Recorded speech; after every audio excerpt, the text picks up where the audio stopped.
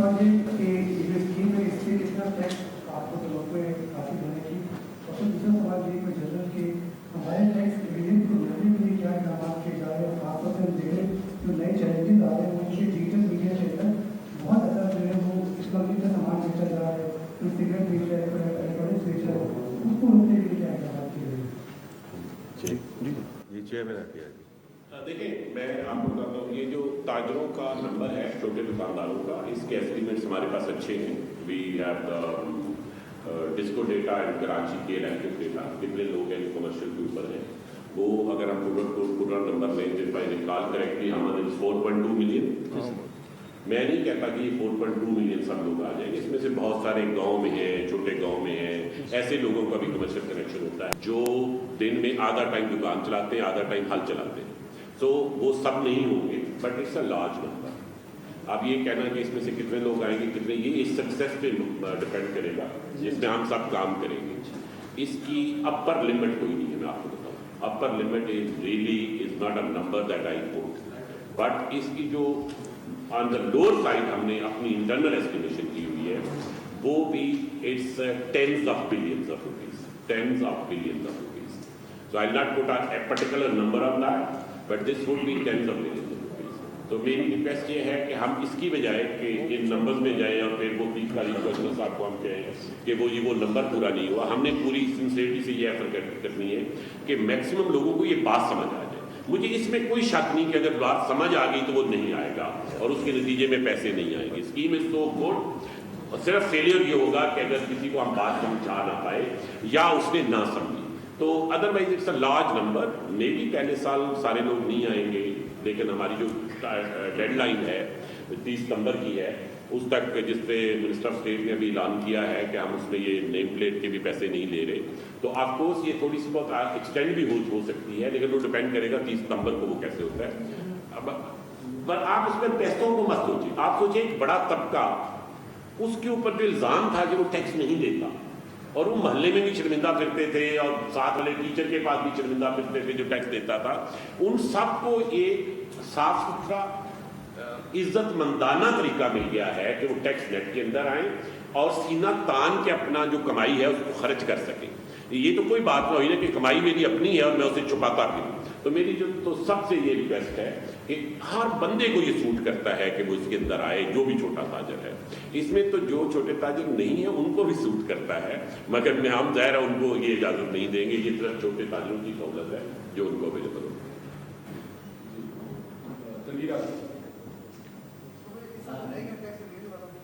जी वो स्मगलिंग वाला मुझे सवाल है। नहीं, स्मगलिंग वाला आज नहीं है ना, वो तो अलग आपसे करेंगे, स्मगलिंग वाला करेंगे। स्मगलिंग काफ़ी होती है। जी thank you very much sir. मैं तनवीर आजम जंगबाज से सर, ये क्वेश्चन है कि एक तो आपने ये बड़ा अच्छा इस पे आपने दिया है कि जो टैक्स है, जो FBR का मुलाजिम है या अफसर है वो उस दुकान में नहीं जाएगा, लेकिन इस चीज़ को शो दी कि जो परचेज है या जो सेल है उसकी जो मेंशन किया गया है रिटर्न के अंदर, उसका ऑडिट भी होगा, तो वो वेरीफाई कैसी होगी कि अगर 20 करोड़ की सेल है और वो मेंशन करे 10 करोड़ या 5 करोड़, तो वो वेरीफाई कैसे होगी और कौन करेगा? इस एक तो ये है। और दूसरा सर, ये जो FBR के अंदर जो ट्रांसफॉर्मेशन प्लान चल रहा है और रिफॉर्म्स का, तो ये कहाँ तक पहुँचा है? क्योंकि इसके हवाले से भी बहुत सारे कि जो A कैटेगरी B कैटेगरी जो अफसरान बनाए गए, तो ऐसे भी अफसरान सामने आए जो A कैटेगरी के हैं लेकिन परफेक्शन के इल्ज़ाम आता है, तो इसको मैं पहले वाले हिस्से का आपको आज जवाब दे दूंगा, और जो हिस्से आज की स्कीम के अलावा हैं वो सेपरेट सेशन मांगता है। लंबी बात हो जाएगी, दूसरे लोगों का जो मकसद है इस सेशन का वो रह जाएगा, उसके भी बड़ी काफ़ी जवाब मौजूद है। जो ये बात है ना जी कि कोई बंदा अंडर डिक्लेयर कर देगा, अंडर डिक्लेरेशन तब होती है जब आपके पास या तो ऐसा टैक्स स्ट्रक्चर हो कि जी मैंने 100 रुपये का माल बेचा है तो मुझे उसमें से 50 रुपये देने पड़े, वो नहीं देने पड़ रहे। आपने जो रेशो रखी है वो इतनी छोटी है कि अंडर डिक्लेरेशन का इंसेंटिव नहीं है। एक्चुअली मुझे जो खतरा है वो ओवर डिक्लेरेशन का है। जो इसमें एक रिस्क है छोटा सा, वो ओवर डिक्लेरेशन का है। वो अल्लाह ना करे ऐसा हो, और लेकिन वो ये अंडर डिक्लेरेशन का रिस्क इज वेरी मिनिमल।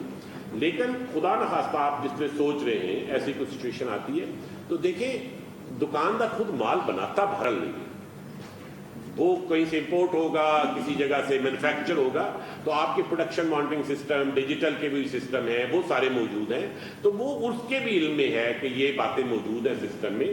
تو مجھے اس میں کوئی بہت ہائی رسک نہیں نظر آ رہا. سر اس میں ایک بات ایڈ کرنا چاہوں گا, یہ اہم بات. دیکھیے بات یہ کہ آپ ایک نارمل ٹیکس ریجیم سے ہم سالوں سال کوشش کر چکے ہیں. یہ لاکھوں کی تعداد کی ہم بات کر رہے ہیں جن کو آپ کہیں کہ صرف آپ انفورسمنٹ کے ذریعے نیٹ میں لانا اس طریقے سے, اس تعداد میں, اس اسکیل پر شاید ممکن نہیں تھا. اسی لیے ایک out of the box approach اس دفعہ تو چھوٹے دکانداروں کے لیے صرف یہ سوچی گئی ہے. دیکھیے اس پہ ہمیں دکانداروں پر اعتماد کرنا ہوگا, اور اسی لیے یہ تاجر بھائیوں جن کی مشاورت کے ساتھ ہم نے اسکیم بنائی, جنہوں نے ہماری اسکیم کا خیر مقدم کیا اور اس کے بعد آج بھی یہ ہمارے بازو بنے ہوئے, ان کا اہم کردار ہوگا. اور مجھے اس بات کی خوشی ہے کہ جن الفاظ سے اور جس جوش و جذبے سے انہوں نے آج اس کو بھی انڈورس کیا اور اس مشن کو قبول کیا ہے, تو میرے خیال سے جی ہمیں یقیناً مقصد یہ ہے اس میں کہ دیکھیے دکاندار کو جو تحفظ یا پروٹیکشن یا آپ کہہ لیں اس کو جو کمفرٹ چاہیے وہ اس اسکیم کے تحت مل رہے ہیں, مگر ساتھ ہی ساتھ آج ایک ایسا موقع ہے کہ لاکھوں کی تعداد میں ہر دکاندار سے ایف بی آر کو کچھ نہ کچھ کلیکشن ملے گی, چاہے وہ اس اختیاری نوعیت کی آسان اسکیم سے ہو, چاہے وہ دوسری اسکیم سے ہو. تو ون وے اور اندر اسی لیے ہم نے اس میں ایک منیمم رقم رکھی ہے کہ آپ صرف فائل نہیں کریں گے, جو بھی اس اسکیم میں آئے گا اس سے ایف بی آر کچھ نہ کچھ کلیکشن ضرور کرے گی. اس میں ایک میں اضافہ کر دوں کہ تاجر کہتا ہے کہ مجھے مشکل یہ جو ٹیکنیکل زبان ہے اور کرپشن کی زبان ہے, اس سے میری جان چھڑا دیں, میرا 10 بنتا ہے تو میں 20 دیتا ہوں, 25 بنتا ہے تو میں 50 دیتا ہوں, وہ تیار ہے. ہمیں اس پہ اعتماد کرنا چاہیے. انشاءاللہ آپ تاجر پہ اعتماد کریں گے, وہ زیادہ ٹیکس دیں گے. جیسے ابھی انہوں نے ذکر کیا, میں صرف ایک بات کرنا چاہتا ہوں, اور یہ ابھی چیئرمین ایف بی آر نے بھی کہا, ہم انشاءاللہ آپ کے پاس دوبارہ حاضر ہوں گے sooner than later in terms of the overall reform, because یہ سوال پوچھا گیا, میں اس کو نہیں چھوڑنا چاہتا کہ ہم نے اس کا جواب نہیں دیا. in terms of the overall reform, اور ہم کہاں ہیں اور کہاں جا رہے ہیں, اور پارلیمنٹ سے ہم نے کیا نیا آپریٹنگ ماڈل اپروو کروایا ہے, اور اس کی جو اب یہ آج تو ایک اجرا ہے جو, and we want to be very focused on this single point agenda, لیکن انشاءاللہ آپ کے ساتھ ہی بات کر کے جب بھی موقع ملا, we will come back in the next few days or weeks, تاکہ ہم پوری طرح وہ آپ کو بتا سکیں کہ اب نیو آپریٹنگ ماڈل جو ہے ایف بی آر کا, کسٹمز میں فیس لیس ہوا, وہ سال پہلے تھا, A I led discussion etcetera, we are moving in that direction. تو انشاءاللہ before people and citizens of Pakistan file their taxes, we will come back to you in terms of the new operating model, اور ہم آپ کے سوال اور اس کے جواب ضرور دیں گے. بہت شکریہ. آپ کو سر 1 اکتوبر کی ہمیں ڈیڈ لائن دی ہوئی ہے. جی بالکل.